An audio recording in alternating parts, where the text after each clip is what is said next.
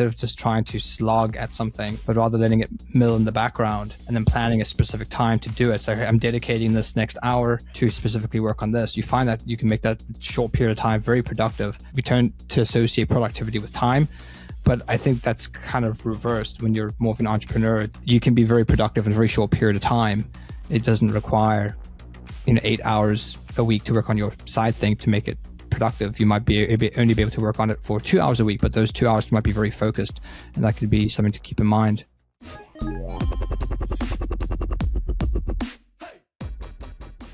Hey everybody, and welcome to another awesome episode of Crowdfunding Nerds. I'm your host, Andrew Lowen, and I am joined as always by Sean.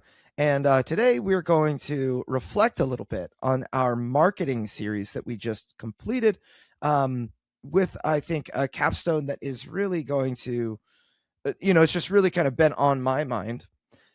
And it's related, like we went through this marketing your crowdfunding campaign 1 year out, then 6 months out, then 3 months out, and eventually made it through the live campaign and the post-campaign pledge manager. And we even touched on e-commerce, which I know we could probably put a lot more episodes into that, and we will in the future.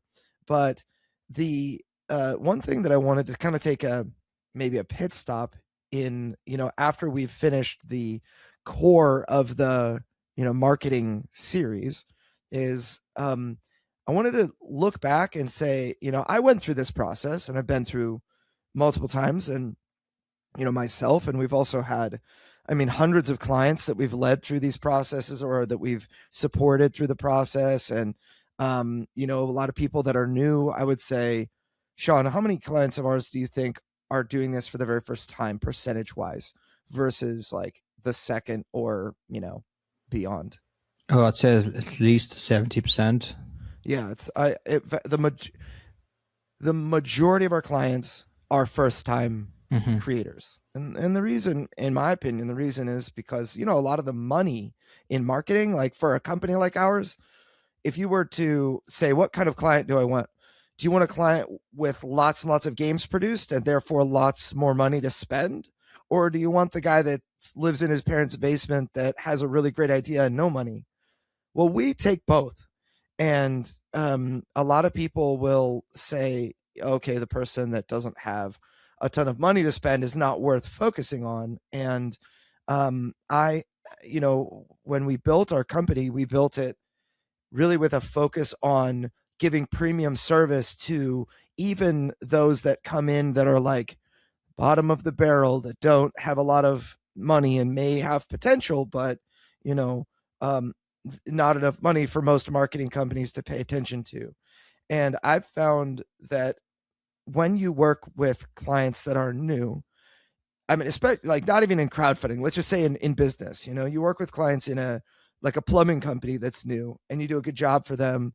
They don't quit because they themselves answer the phones and they get to hear the client say, oh, I found you online, or I found you on Google, or I found you searching for this. And then they ascribe that lead that they're talking to, which could close and make them money, to our marketing services. And that has always produced really excellent client loyalty. And on our SEO marketing side, like getting clients to the top of Google, we actually have several clients. The year I started doing this was 2013. And we have several clients that have been with us since that year. We have an acupuncturist, we have a window tinting shop, we've got a preschool. And just to think about how many of those clients are still with us because it works. They answer the phones, and people say all the time, oh, I found you on Google. And that means our service in that division is working. On the other side, and I've worked for huge clients. I've worked for people that, like we've spent, more than $10,000 a day in advertising. And it's pretty nuts to work for a client like that. And, making like six figures a year on a single client. We have like very few of those still, but they are more demanding and generally require more.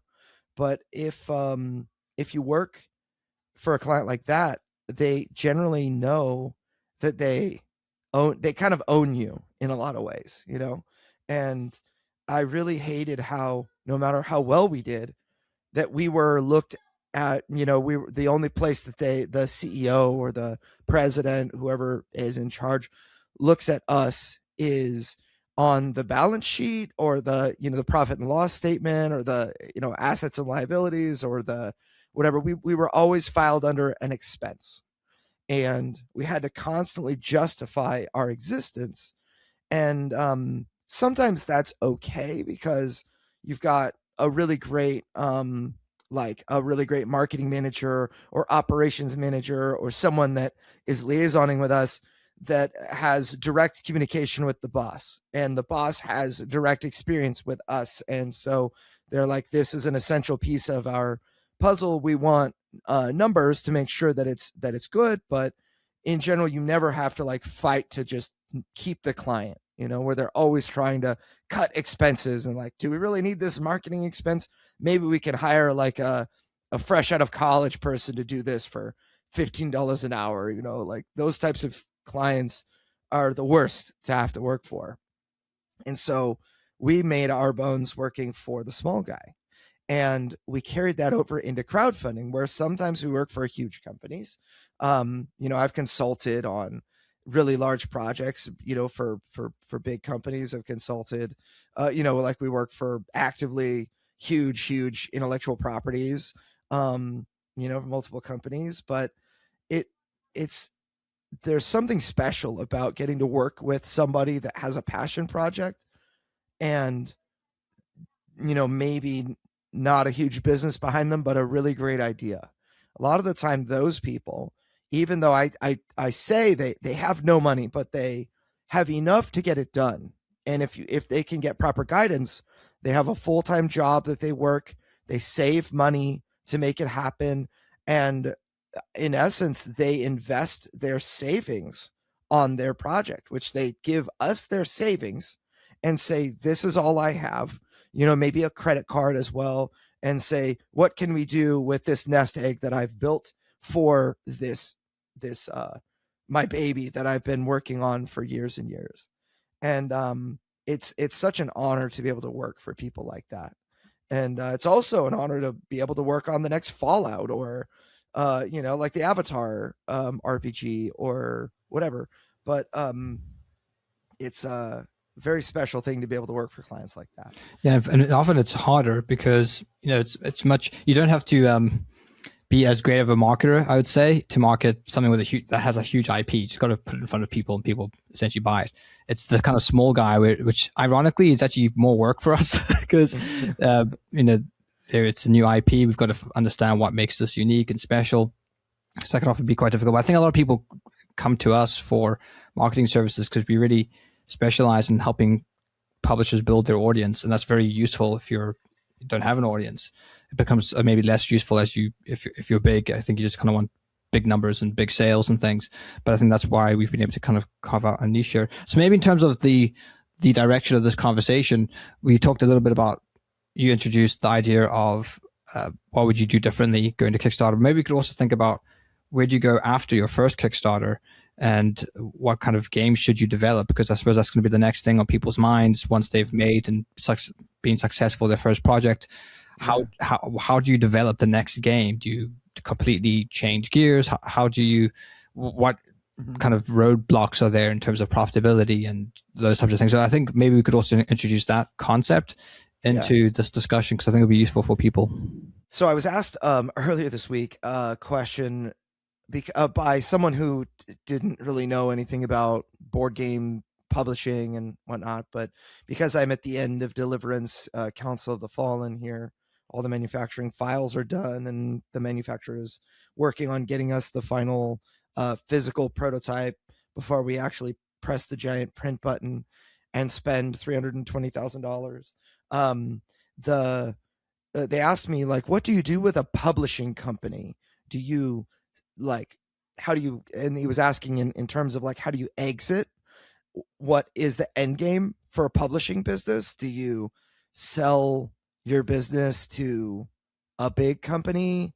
Like he was thinking like Hasbro or Asmodee, do they buy your company and that's how you win in this industry? Or, and I thought about it and I answered, at this stage that I'm at right now, the people may see my line of games and say, we would like to purchase that line of games because we see potential that we can expand on the line, or we can, we have better distribution so we can sell it more places and make money that way. But in general, at the point that I'm at, with just, 2 games, it's more about the audience than like the, others looking to acquire my company. So the audience that is behind my games is the asset that I'm building, really. So eventually the audience will get large enough and the assets will be interesting enough that other companies will take notice and want to profit off of that. But the audience itself is the thing that carries you from zero to hero. And just the number of people that are passionate about your product, and the actual products themselves and how well they create those fans, are kind of the two variables that in essence companies are looking for. So I always use Stonemaier Games as a great example, because they have fans that don't understand all the games but will buy them anyway because it's a Stonemaier game and I like all the Stonemaier games, or I like in general, I've always liked the Stonemaier games, so I know I would enjoy them. And I am a fan of Jamie Stegmaier and Stonemaier games, and as a gamer. So usually it's like, if I know, like, I've never played Apiary, I've never played Vantage, but I know that if I did, I'm sure that I would enjoy them. Enjoy them enough to put them on my shelf, I'm not sure, but there are people that doesn't matter what they do, they're buying. And there's this new game that they came out with called Duel for Milok, which is kind of a scythe no, actually that was one they came out with, but Wingspan Pocket is another one they announced and that they're coming out with.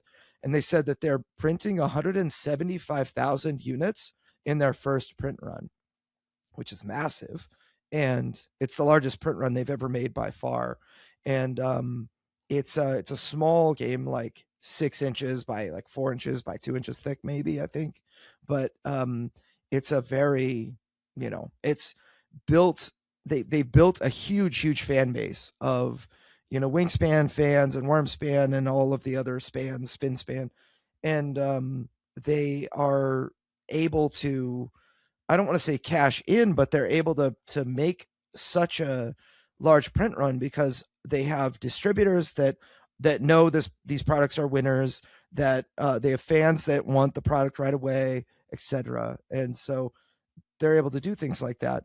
That makes them very profitable looking to an outside company. And I'm sure that they've had offers for purchase, for acquisition, but at a certain point, sometimes it becomes better just to continue maintaining the business yourself rather than selling it off and being done with it, or being managed by someone else. Right? I think Valve is a great example of this. So one reason why Steam is so popular today is because in order to play Half-Life 2, you had to have a Steam account. So they forced you to get a Steam account. That's why I got a Steam account. My brother got into Steam. We wanted to play Half-Life 2. Didn't care about Steam. In fact, at the time, it was annoying that you had to create this kind of extra thing to play the game. You just wanted to, you need an internet connection. You just wanted to be able to like put the CD in back in the day when you had CDs and install Half-Life 2 and play Half-Life 2, but they forced you to create this page. But they used their release of their game to promote another service, which is the core of their business. And I think you've seen the same with Half-Life Alyx. They used that to sell their hardware, which was their VR headset. And I think they're going to continue to release games specifically for their hardware releases. And look, we've seen this with Nintendo and Sony as well. They also release games exclusive to their consoles in order to sell their consoles and sell their controllers and all the accessories. That's where they make the bulk of their money. So I think there's lots of advantages of creating a games or publishing company outside of directly making games. There is, as you said, this audience that can be leveraged that you can use to delight in other ways or in other industries as well. So, there's a lot of crossover between board games and novels, right? Like I can imagine if you wrote a Deliverance novel, everyone who bought Deliverance will probably like that. So, there's a kind of a crossover here because of the theme. Role-playing games, and you could do a role-playing game based in the world of Deliverance, or a video game based in the world of Deliverance, so on and so forth. So there's a lot of flexibility than you would with a traditional company where you had maybe a toothpaste company. It's like, well, it's really difficult to try to get the people to buy a toothpaste to also buy, something else that you create. Right. So there's that advantage of creating a publishing company. I think that's important to know, because people who've gone to Kickstarter for the first time have a successful launch. It might have not been too profitable, but you've basically laid the foundation of something that can grow into something that's profitable. And we've seen that with many of our clients who the first projects they had, they broke even, didn't really make much money, but they learned a lot. They were able to refine their processes. They came out with other games and they became more popular and more successful. And they've grown upon their success. So that's something to keep in mind. I think the idea of going to Kickstarter, it's not a quick road to success. It's more of a slow burn. This is going to take a decade. This is going to take a lot of work, a lot of effort, a lot of financial investment. But I might eventually be able to bring this to a stage where I can do it full time and I can quit my day job and, be able to create games for a living. And, we've seen many people be able to do that. Many of our clients are, full-time game publishers. Mm-hmm. Yeah, it's and again, the purpose of sharing this is so to give you a vision for what you should strive for, when you're earlier on, rather than trying to, a lot of people have the idea of like, I'm going to make this game on this schedule and then I'm going to make this game on that schedule. And they automatically assume everything is going to be a success in the middle. And they don't really account for variables of like hard work and a game that doesn't hit as well as you hoped, and all of those other things like you're going to have to deal with. Like I thought my first release was going to go gangbusters. I was going to make $1 million. I wasn't planning on, having to make that much in order to stay in business. But I was thinking, if we go to Kickstarter and we make $1 million, then that's like within the realm of possibility to me. And, just you tend to overestimate what's possible. And I think that, giving advice to myself, number one would be enjoy the process itself. And the end game is much further away than you realize, even if you have great success on your first project. And that the things that made you successful early on, for people that have had success in their first project, like Galactic Cruise or, Paverson Games or, with Distilled and, they Ringyo right now on Kickstarter. I think those types of companies, the passion they have for their own products and to play games and, to deliver amazing experiences, that's what has to show, that permeates your product. And the way that you do it is going to be different from anybody else, right? And that kind of builds a following of people that can appreciate what you make, right? So the end from the beginning, don't aim for a company that replaces your full-time job. Don't aim for a company that makes, millions of dollars. Don't aim for a company that has evergreen products. Aim to delight a hardcore group of core fans. And sometimes your games will have a much greater appeal than to the hardcore fans. So like I was asked yesterday, there was somebody that reached out that can't remember. I think they had like a board game review thing they wanted to start up or whatever. And so, just somebody sent me a Facebook message asking for advice. And they were like, why did you make Deliverance in the way that you did?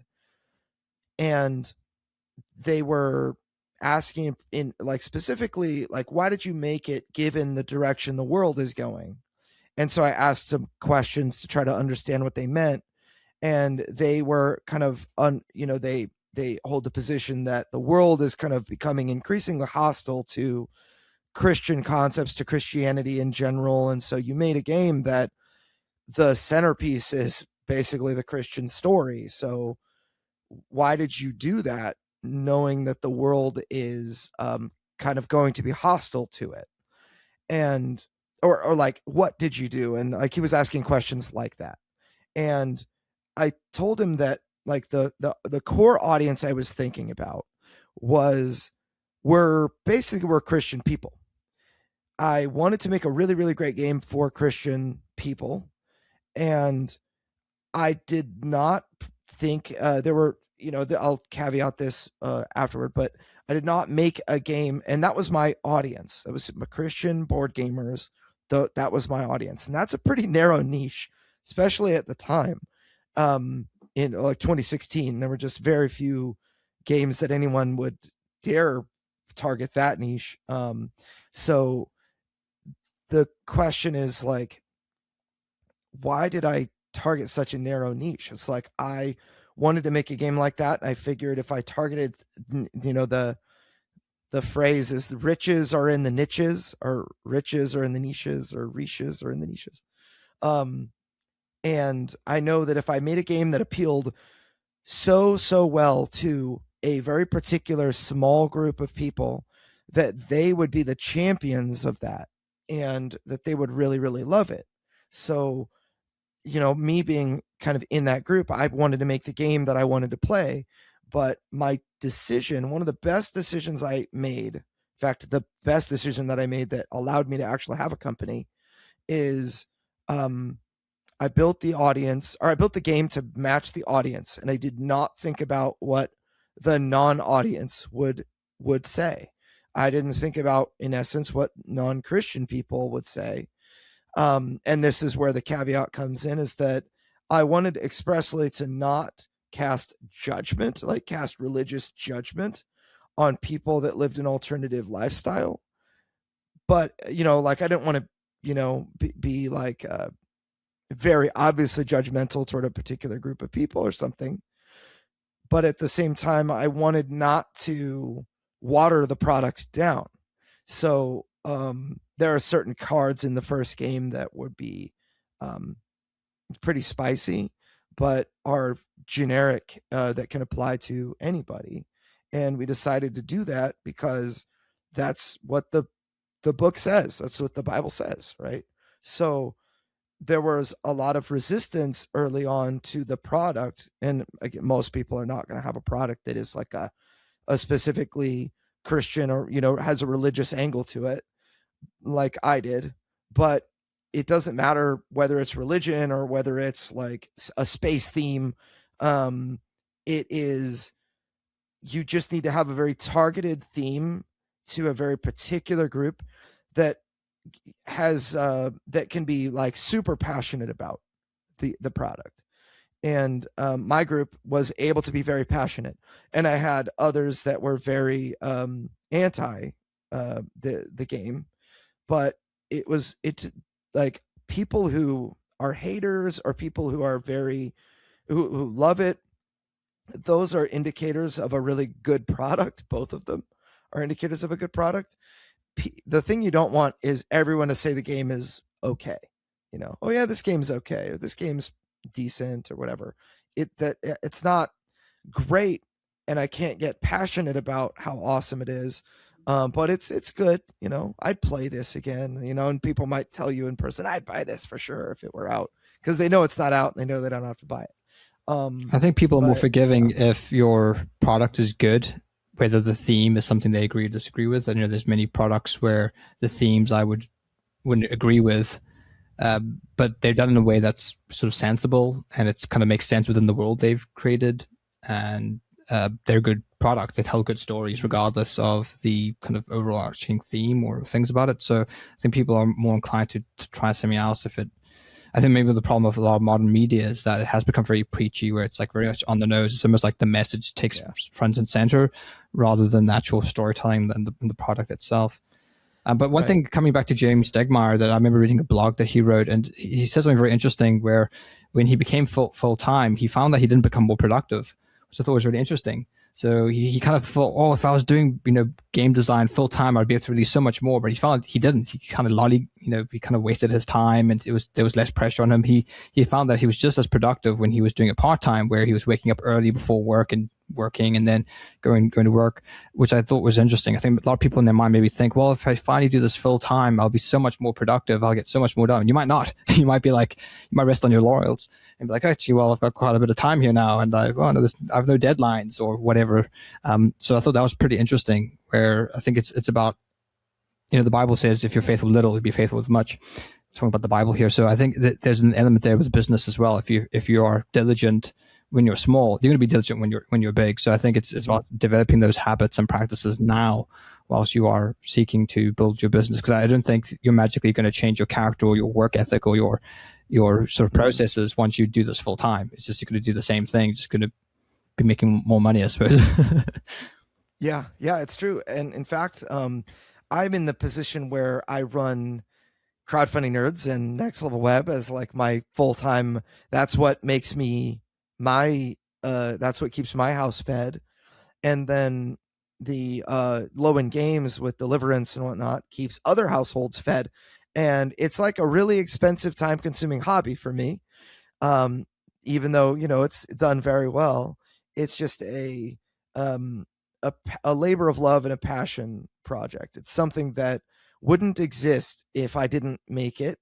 And there's no one else that can make it in the way that I can, because I have the vision for it. I've got the, all the things in my head. And the only way to get the exact version of what I make is for me to do it. So I run two companies, but Low End Games is like a part-time effort, and that has to work around Next Level Web and Crowdfunding Nerds.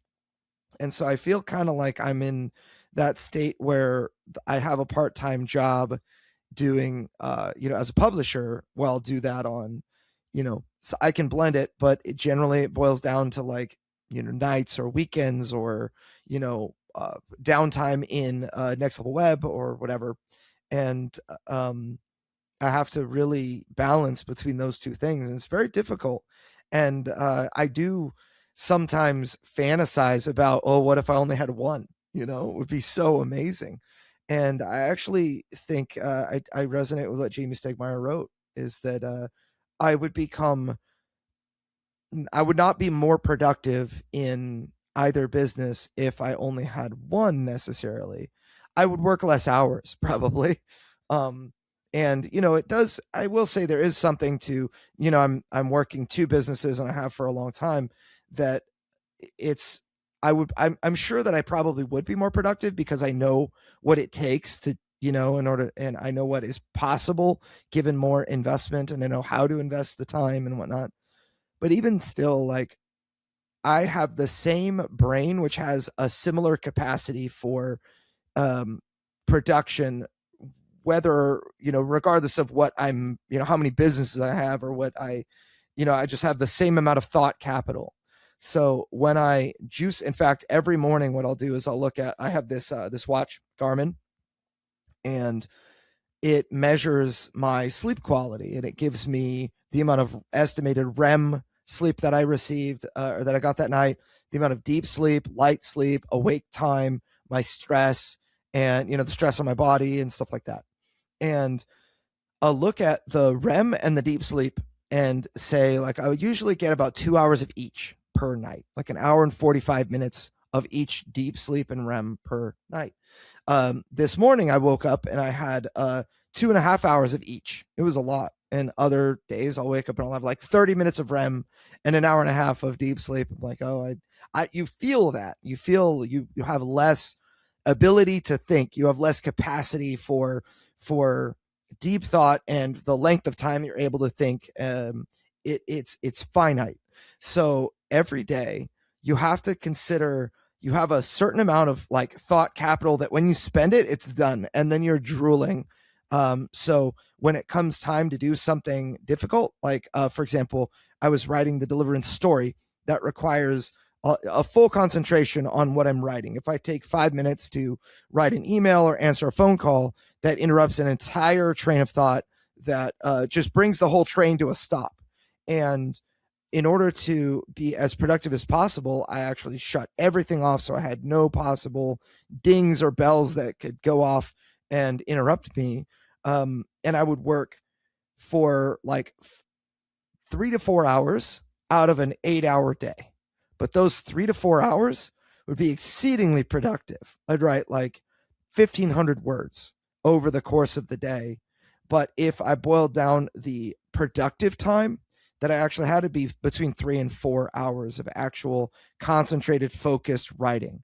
The rest of the time, we'll say 5 hours, out of an 8 hour day, 4 to 5 hours is trying to be in that zone. I'm trying to get in the zone. And sometimes there were times where I would actually have to take a mental break.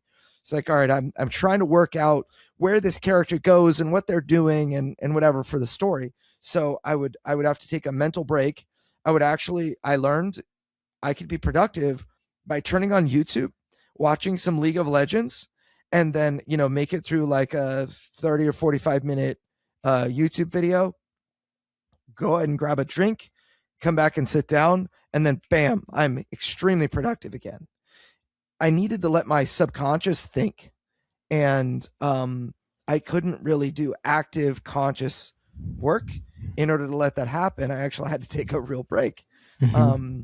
I think it's very important, the idea of rest, because as you said, your subconscious works on things. And I've had that where I'm developing cypherpunk up here, and there's days where I don't even work, weeks where I don't even touch it, but I'm sort of brewing the back of my mind. But then when I eventually sit down to do it, it's like just kicks in, and you just get, like in a couple of hours, you get so much done. And I find that that's quite a good way to work, where instead of just trying to slog at something and not being distracted, but rather letting it mill in the background and then planning a specific time to do it. So I'm dedicating this next hour or these next 2 hours or 30 minutes to specifically work on this. You find that you can make that short period of time very productive. So I think maybe we've kind of grown up, because a lot of our jobs are, we get, we charge per hour, or we get an hourly rate, or when you hire someone, it's an hourly rate or something. So we turn to associate productivity with time. But I think that's kind of reversed. When you're more of an entrepreneur, you kind of think about output. You don't really think about the time that goes into it. So you can be very productive in a very short period of time. It doesn't require 8 hours a week to work on your side thing to make it productive. You might only be able to work on it for 2 hours a week, but those 2 hours might be very focused, and that could be something to keep in mind. Hey, Crowdfunding Nerds, if you're looking for an awesome fulfillment partner for US shipping, you should really consider Bridge Distribution and Fulfillment. I personally use them. I've used them for multiple projects. They do such a great job. They also can fulfill Amazon orders and get you prepped for Amazon and their warehousing team. I have been so happy using Bridge Distribution. I'm really proud that they're sponsoring us. If you reach out, bridgedist.com, that's bridgedist.com, let them know we sent you. All right, now back to the show. Yeah, I remember starting early on, I would work like Tuesday through Friday would be focused on Next Level Web and crowdfunding. Well, at the time, it was just Next Level Web. And then Monday would be my day to work on Deliverance. This is in like 2016, 2017. Like I found ways to work. I would put an 8 hour day into Deliverance on Monday. And I was so disheartened because all the time, every single week, it was the same story. I would sit down and be like, all right, I'm working on Deliverance stuff today. And I would agonize and not be able to like get started, know that I needed to like open up the Photoshop file or whatever it was. And I would just, I don't know why, like everything seemed to distract me. And like, oh, I'll do this thing. Oh, it's lunchtime. I need to make food for myself. And I felt like a useless eater for the whole day until like 3 p.m. Something happened to me at 3 o'clock where all of a sudden I was in the zone, and I went into the zone, and I would work until 6:30 or 7:30 at night. And eventually I figured out this is a really weird phenomenon that happens to me, where I feel like at 5 o'clock, my wife is like, hey, you ready to be with the family now? And I'm just like typing away like, no, give me 10 minutes. And that's where the concept of Andrew time came in, because 10 minutes turns into 2 hours. And I'm just like I feel like I'm on a roller coaster of productivity, just like, whoa, this is crazy. I'm going so fast. And, or a bullet train, and my wife is like sitting out there watching TV after having fed the kids on her own and all of that. And it's like, I'm sorry, sweetie. I don't know. I just had to get all of that stuff out. It just had to come out. And she was always super understanding, but eventually I figured out I need to actually plan for that. So if I could go back, and eventually I did this, I found the times that I was most productive and I leaned into that. I'm like, I'm going to have a late day on Monday, but that means that I'm going to start Monday like as an easy day. I might start it at 10 a.m. I'm going to hang out with my wife. I'm going to talk and have breakfast with her and just kind of, maybe I'll answer an email or two. And then I'm going to come out and watch a show with the family. And like all of a sudden, I feel like my brain's ready at like 2 p.m. It's like, all right, I'm going to go in, and then it's like me and the keyboard for 5 hours of just awesome productivity. And I eventually started to like hunger for those Mondays. I would be so excited to like finish the weekend so that I could get back to Monday so that I could work on Deliverance again. And sometimes I wouldn't even be able to wait. I'd work Saturday morning because I have these ideas that needed to come out. And it's like, oh man, these are so awesome. And, you know, I would spill out some ideas on Saturday morning. And then Monday, it was like, all right, I'm super excited to work. I'm going to have breakfast with my wife. I'm going to make it a really slow day. I'm going to answer a couple of emails. I'm going to go watch a show with her. And then bam, it just hits at 2 p.m. Again, or 3 p.m. And I can be very, very productive. So part of it is learning how your brain works and learning to kind of embrace the kind of schedule that you're on in order to be as productive as possible. Developing that schedule. Yeah. Right. Right. The one thing I find is that whenever I'm working and I'm feeling distracted, or when I should be resting, I'm thinking about work, that kind of inverse productivity usually happens when I'm not resting well, and I'm not sort of being disciplined enough to work when I should be working and resting when I should be resting. I think it's very important that you follow a tight schedule. You do rest on the weekend. You don't work. You make sure to turn off your devices. You make sure to spend time with the family and disconnect, and you feel refreshed. And then when you do go back, you are far more productive. And I think that's the same thing when I'm sitting in front of the computer, I'm working, I'm focused, and that can be difficult. But I find whenever that starts to cross over, it's probably because I'm not being diligent enough or scheduled enough to silo those things correctly, so that then there's this overlap and everything kind of gets confused. Sometimes it's going to bed too late at certain nights, then kind of knocks everything over because like, oh, we'll play another game of this on whatever. And then, or one thing I find as well is just devices. If you're on your phone late at night, it just really makes it hard to go to sleep at night. So I try to have a schedule where I read before bed. That just helps me go to sleep much faster. Yeah, that's true. I think that the concept of rest, play, and work, those three things you need. And I think that the people that tend to do those things the best are people with children, with families and children, because and I have lots of those, lots of children, but number 8 is coming here soon. But the reason for this is because you have to be that way. And if you aren't that way, you won't survive. So you just, your kids need things. You have to make sure they're fed and clothed and all of that, right? And they take priority. They will make themselves the priority sometimes, right? And you have, if you have for me and my wife, she needs to know that she's valued, cared for, important, and I need to spend time with her. And we need to talk about all sorts of things related to like managing the household or being best friends or whatever, being, I call her my girlfriend as well, and so having that romantic relationship, like these all require investment of time. Right. And so when you rest, to be able to rest with purpose is so, so important to the longevity of your business and your health. I think that there are a lot of single people, because I've worked for many, many very successful entrepreneurs that are, let's say mid 40s, single, just only work, and maybe they play really hard, or they work and they do drugs and party. It's like kind of the two things. It's like either you have a truck and you go off-roading, in the desert on the weekend, or you snort cocaine and party on the weekend. Like these are things that are very common. or you get a family and you have fun family things on the weekend. And but it's super, super important with a family. You realize that you have to just to if I'm with my wife but I'm looking at my phone, I'm not present, I'm not really there, I may as well be in another room. And so I'll give my wife my phone and she'll hide it in the house. And it's hilarious. Sometimes like I feel like a drug addict myself, where I need to just go look at like the latest thing on that website, or I need to go check my notifications on Facebook, or I'm just curious, a thing I thought about, I need to look at ChatGPT for this thing or whatever. Or an actor on a show on IMDb, I want to look up their history. What other show do I know them from? And I don't need to do any of that.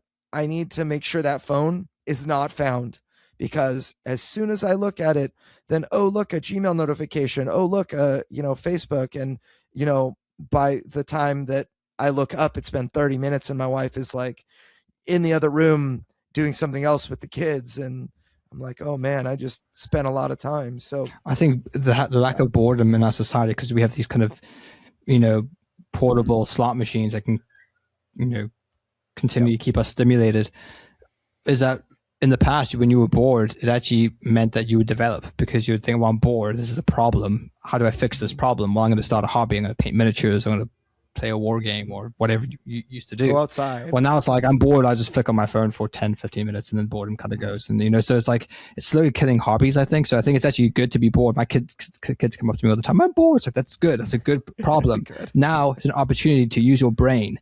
How are you going to fix this problem that's before you, this thing called boredom?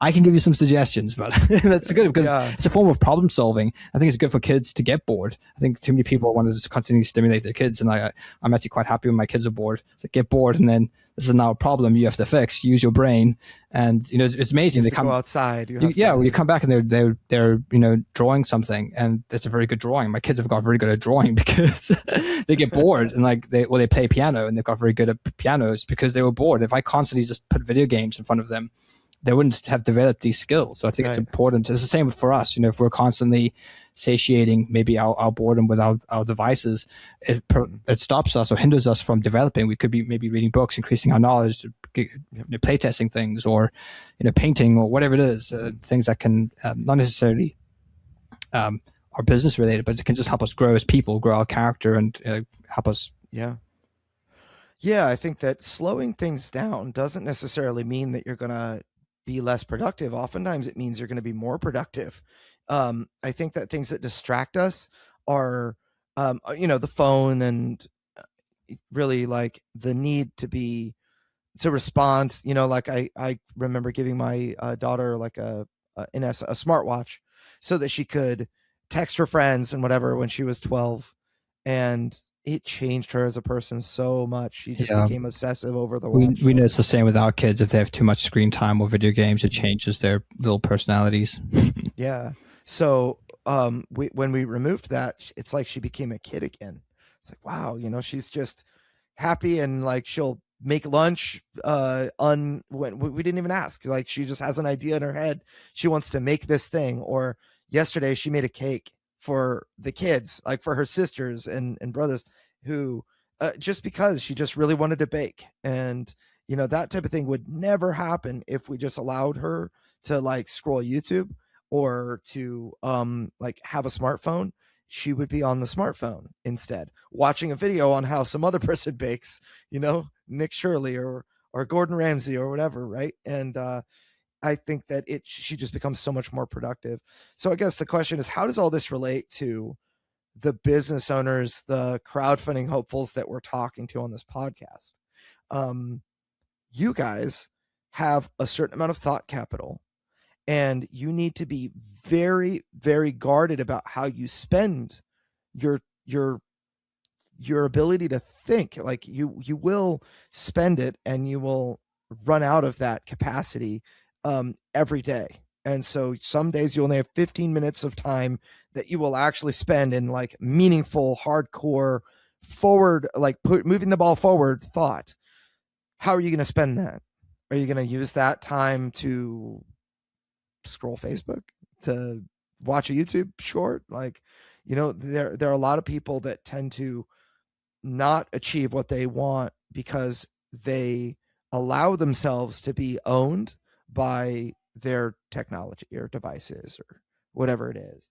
So I don't know what you have to say about that. Well, I actually might share a little hack or tip I found to be quite useful, because a lot of these platforms are designed to be addictive. So here is an example of YouTube, and I'm using the Brave browser, and this is one of my favorite features of the Brave browser, is that if you right click on the page, you can go block elements, and then you can select something like the suggested videos and just hit block elements, and now it's gone. So this is very good for like these little annoying things that pop up on different websites, which are designed to maybe just keep you scrolling or keep you distracted. You can actually block them on the Brave browser and kind of customize your browsing experience a bit more. So this is a recommendation I would have if you're finding it difficult to focus. Sometimes you have to go to YouTube to check out a video. You don't want to be distracted by suggested videos, so you can use the Brave browser to block those types of things.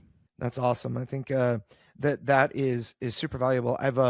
So I am a fan of League of Legends. I used to play back in the day, but now I will only watch. And because I know how, it's like, oh, one more game leads to 6 more games, and it's 3 a.m. and I've got work at 8, and it's like, dang it, what did I do to myself?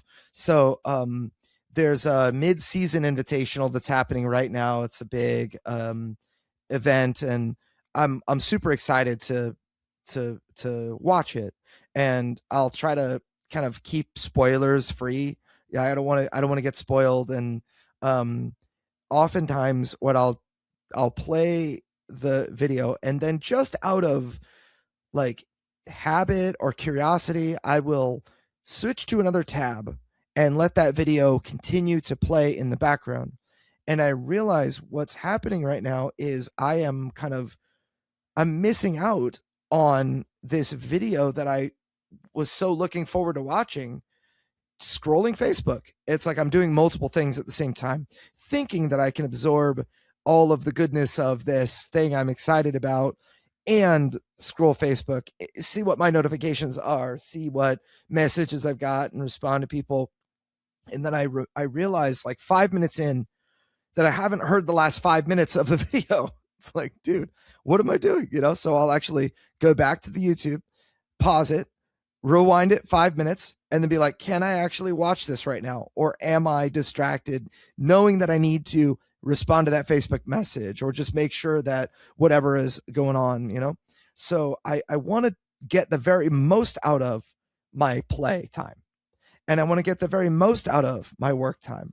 So don't do 2 things at the same time. It's one of the most useful things I've learned. I'm going to do both of those things below average.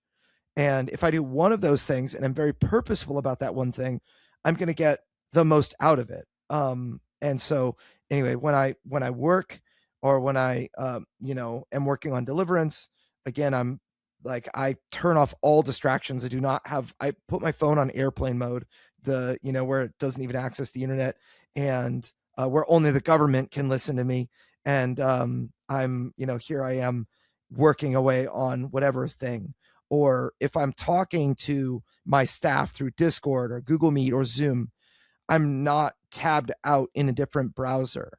Oftentimes in like our Friday staff meetings, for example, we have a staff meeting every Friday where we talk, and the temptation so easy when you're on Zoom or Google Meet or whatever to tab out and like watch other things or work on other things. And I actually tell my team, it's okay if you guys are working on other things. If people are talking and you are not part of that particular conversation, but you're on the staff meeting, I encourage people to work on other things. I don't want them to feel like they have to sit, and I may call on you any moment and you're going to be, owned if I call on you and you haven't been paying attention. I will, we'll have very particular moments where it's like Sean and I are talking, or Jacob and Donnie are talking, or having a round table where only 4 of us really have an opinion, or things like that. But it's an hour-and-a-half meeting, and, here we are. So one of the biggest mistakes that I can ever make for myself is when I am browsing Facebook or a news site or a YouTube or whatever, when one of those meetings is happening, because this is off, if ever I am involved in a conversation, I need to give my all to that conversation. My mental, like, I've learned and I've seen the result of paying attention to people. When they talk to you, they know if you are paying attention to them.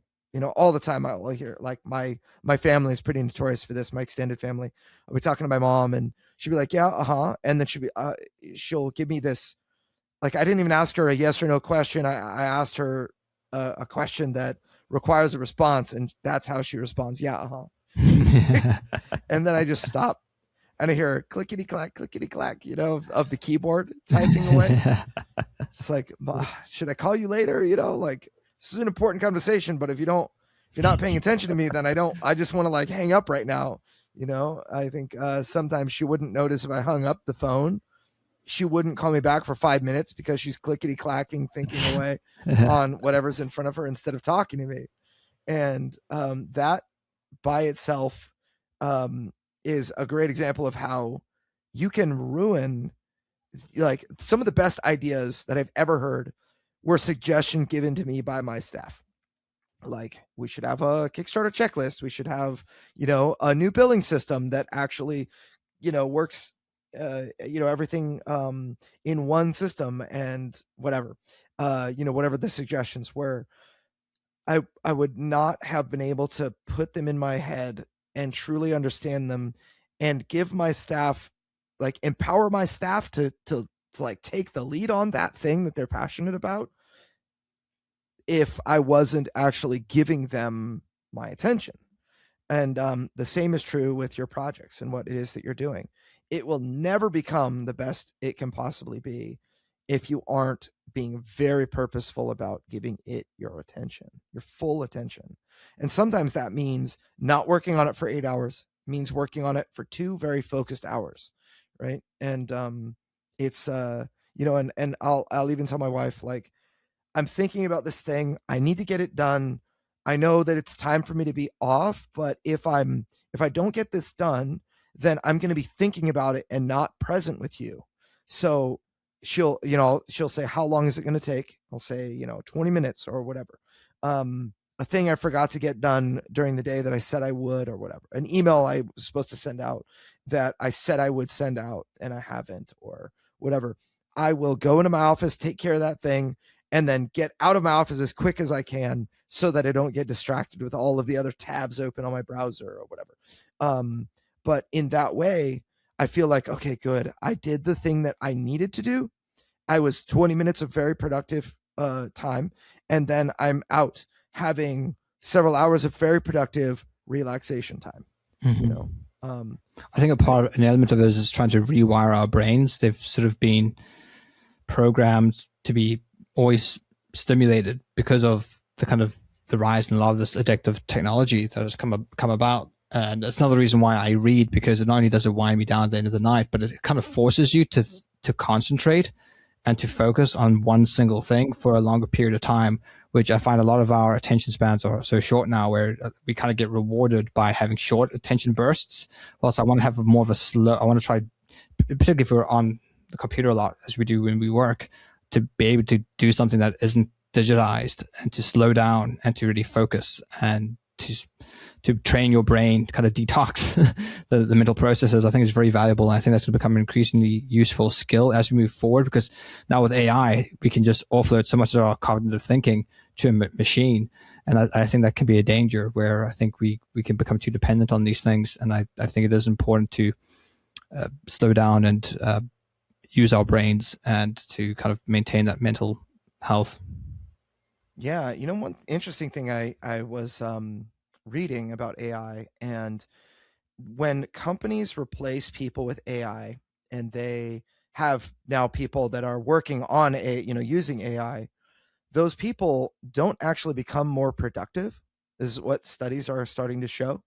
And AI is pretty new, but a lot of companies are just laying off 10,000 people, and now we're using AI, so we don't need those people.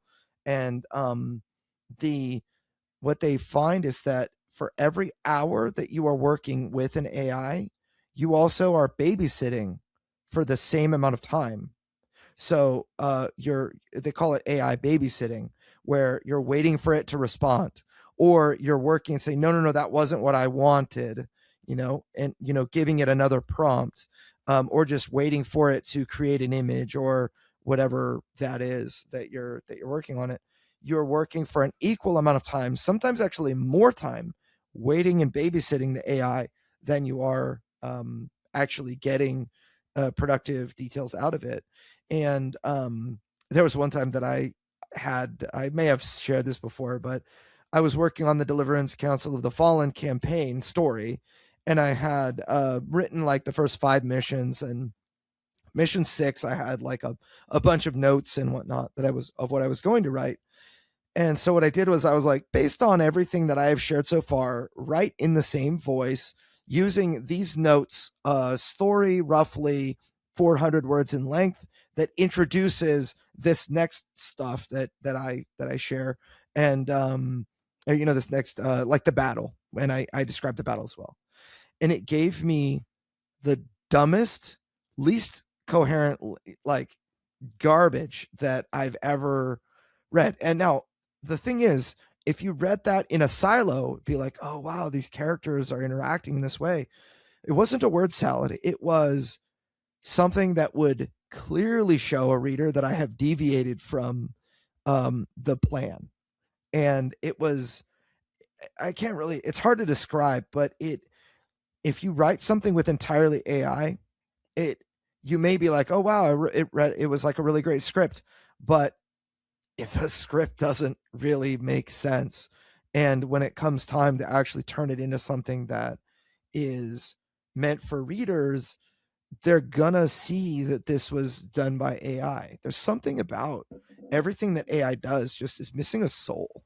It's missing life, And what I think is shown people is that, going back to that kind of earlier concept, if you're faithful with little, be faithful with much. It kind of showed that your problem wasn't tools, right? Because being given like these tools that can create very polished looking things, people are still making bad products. So there's like, what it's actually shown is that there goes more to making good products than just having good tools. It requires a lot more thinking, development, things that change your character. It's not about pushing a button being done. It loses so much soul just by that. We've seen that with so many products, and in fact we get a lot of leads coming in now for various games which are completely made by AI, and there's AI art, and some of the things is just like there's been no quality control because not even the proportions are right. Like if you're going to use AI, at least kind of give us a sanity test, but it's like not even that has been done. It's just like spat out the stuff, they've uploaded it, and presto. It's like there's a bigger problem here than someone using this tool. They probably would have made those same mistakes if they got an artist. They wouldn't have maybe been as diligent and kind of telling the artist to be consistent with proportions or something. So it's I think it's highlighted the problem is with a lot of products that fail. It's not to do with the tools necessarily. It's to do with the kind of effort put into it. Yeah.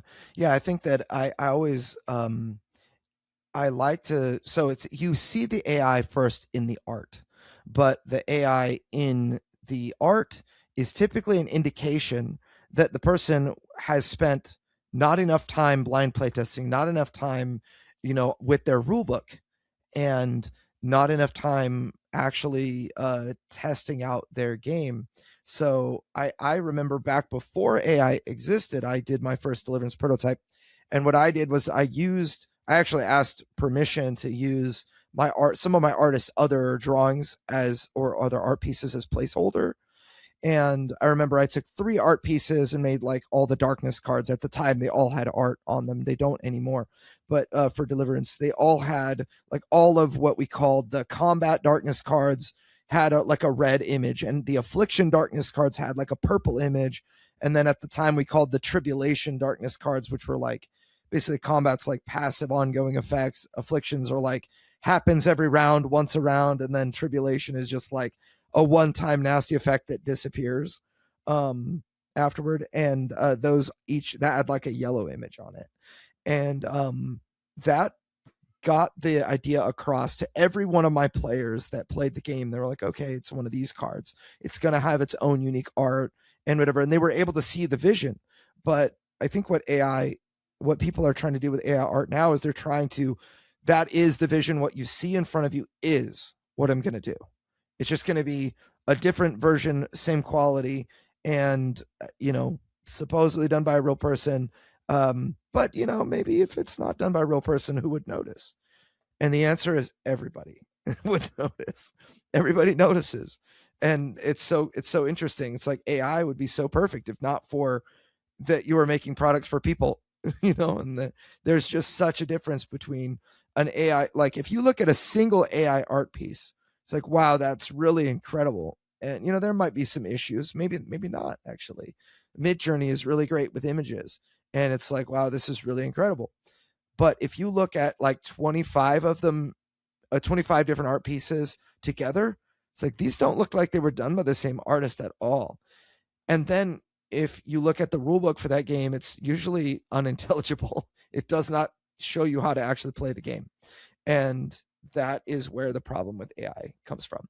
And so when I work on, like, has been talking about the Deliverance story, the number one thing that has helped me was actually my schooling, working on like learning how to write an English essay and learning how to use verbs and adverbs and adjectives and all of those things, when I should start a new paragraph, when I should keep the same paragraph, how dialogue lines work, when should I start a new paragraph with a new dialogue line, how can I put a descriptive sentence and a dialogue line in the same paragraph.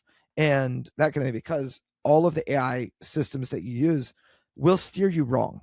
They will, if you're using ChatGPT, everything is going to sound so amazing and be one-line paragraphs, and it will give you inconsistent. Sometimes it will give you an entire section in present tense, and the next one will be in past tense, or it will put something in present tense that should be in past tense. And you would never know things like that if you didn't actually work on your own writing. I remember actually arguing with ChatGPT all the time about things like, someone is in present tense doing something, but then they think back to a time where something happened, in past tense. And ChatGPT always is like, oh, you used the wrong tense here. Let's keep it consistent present tense throughout. I'm like, that's not supposed to be that way, ChatGPT. Like, I'm like doubting everything I learned in school now. What is this? Am I right? Or is like the it's gaslighting you? Super smart, right? Yeah. So gaslighting. And, thankfully I have, English professors that are doing our proofreading. They're like, none of this is right. This tense is all wrong. I'm like, thank you. I thought so, and, so anyway, I think nowadays, like, AI didn't exist when I was coming up, and now it does. And it's a useful tool, but it is no replacement for your brain. So please do not use AI to replace your thinking, or your product will suffer. Mm-hmm. Your product will absolutely suffer because of that. So we spent a great deal in terms of talking about how to sort of set up things to stay productive, making your next project. We haven't talked about how do you know what to work on.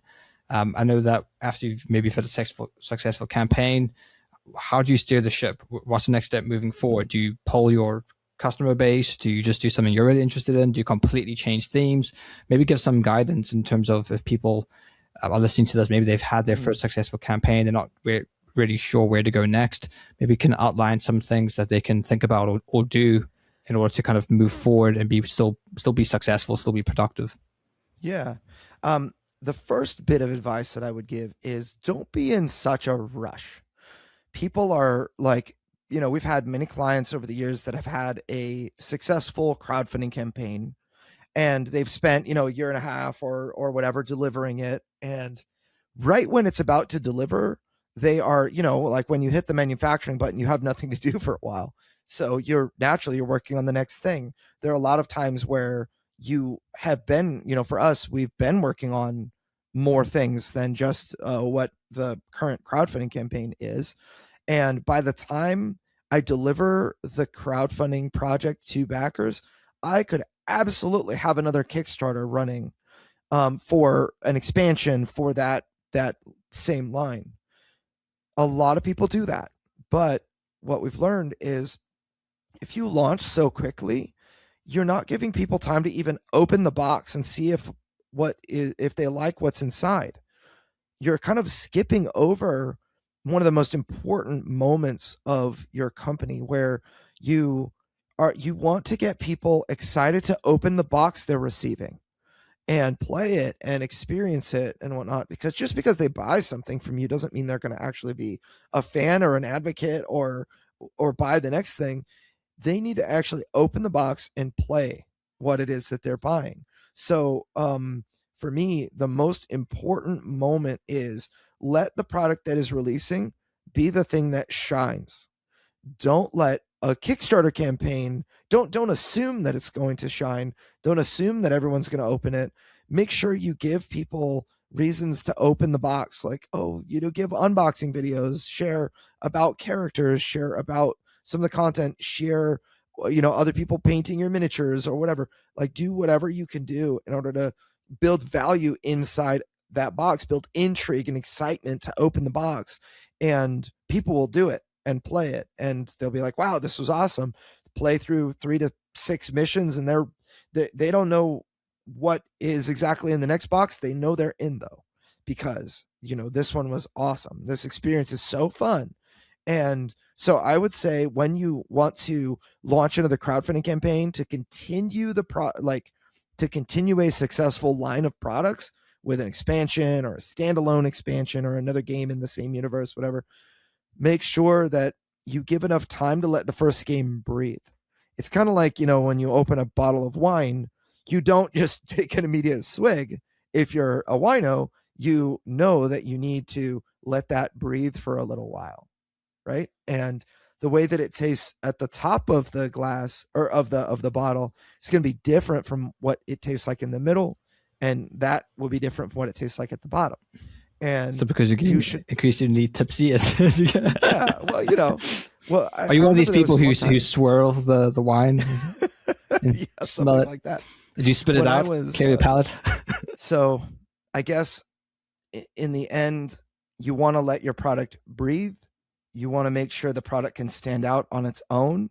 You want to make sure that the next product that you make, the audience that you have built, and this is something I've shared before, but the audience that you have built for that product line,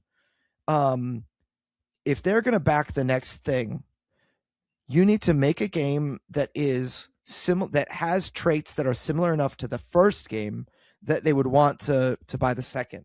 I think all great companies that have kind of similar lines build this way. Great companies that have multiple lines, each line of products is similar and has some crossover. Like Modiphius Entertainment, they have Fallout and Elder Scrolls and Star Trek and whatever, but they unite all of those things with the 2D20 system. They also unite all those things with the fact that they're very highly thematic. So if you want to be in the Fallout universe or in the Dune universe or in the Star Trek universe, those are all very highly thematic places to be. And maybe you're not a Star Trek fan, but if you're a Dune fan, you might, be interested in Fallout or Elder Scrolls. And so that's something that I find all successful companies have some sort of thread that you can tie. They specialize to some degree. I know you see this with Valve, right? You have Half-Life, which is really just a first-person, single-player, highly immersive puzzle horror type, shooter. And then they branch out to something like Portal, which again has a lot of those similarities, but there's more emphasis on puzzles. Then they have something like Team Fortress 2, which is all those elements first-person shooter, but now with the team. So like you can kind of see them kind of branching out, but the kind of core is still there. They're all very kind of heavy in terms of world building. See this with Blizzard, with like StarCraft and Warcraft. They're very similar in a lot of respects. So I think that's what good game developers do. They kind of carve out a niche that their audiences like, and they just really modify them as they move forward and improve upon them. Yeah, absolutely. So one thing I did was I polled my audience asking about the next game that they would want to see. And the thing that stood out the most was I built an audience for a cooperative game. It was no surprise. that 85% of them wanted the next game we do to be cooperative. So actually, I was designing the game to be primarily competitive with some cooperative that we would work in later. And I realized, wow, we have to strip this and build it again from the ground up with cooperative at the center. Because if I do a competitive game, it's not necessarily that it's not that nobody's going to back it, but I'm going to have to build an entirely separate audience that is looking for that competitive experience.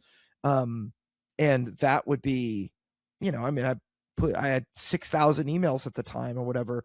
That would be a total waste, or rather that wouldn't benefit that next project.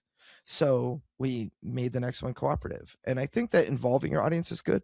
Yeah, I think this is the downfall of World of Warcraft, is that they failed to make the distinction between cooperative players, people who wanted to raid, versus competitive players, people who wanted to do PvP arena. And they thought they thought at the time that they could do both well, but there was a fragmentation. A lot of people went to play League of Legends for this very reason. And I think that was a mistake. Warcraft has a number. We could probably have a whole episode about the WoW killer. Remember, everyone was always out saying, which game will be the WoW killer? WoW itself. Turns out that WoW was the WoW killer. Yeah, WoW itself was the WoW killer.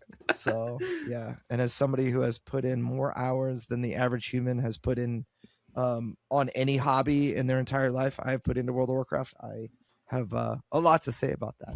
Maybe we'll have an episode on that. I don't know. So what killed WoW? Yeah. So hopefully you guys found this diatribe useful. I hope that it helps you plan for the future a little bit better. If you got anything of super value out of this, just let us know what it is. Leave us a review, comment, subscribe to the YouTube channel, and don't forget to download that Tabletone app. That's it. Yeah. That's right. So until next time, nerds. Hey, Crowdfunding Nerds, it's Andrew Lowen, and I wanted to introduce you guys to the Crowdfunding Nerds Academy. If you don't know, we have a do-it-yourself course system that will teach you how to build, excite, and prepare a crowd to fund you on your launch day, and that is our goal. I have used these systems to help raise over $30 million for tabletop campaigns, over 200 tabletop crowdfunding campaigns since 2019. I've generated over $100 million through e-commerce sales using these processes. These courses teach you how to replicate our results. They're made for the small creator. Over 150 of those people were first-time creators. These courses contain hundreds of hours of podcast discussions and tons of details that are almost impossible to find on the internet. And they have been distilled into concentrated courses that you can absorb quickly. They are designed to generate results. We hold nothing back. Visit crowdfundingnerds.com/academy to learn more, or just Google search Crowdfunding Nerds Academy.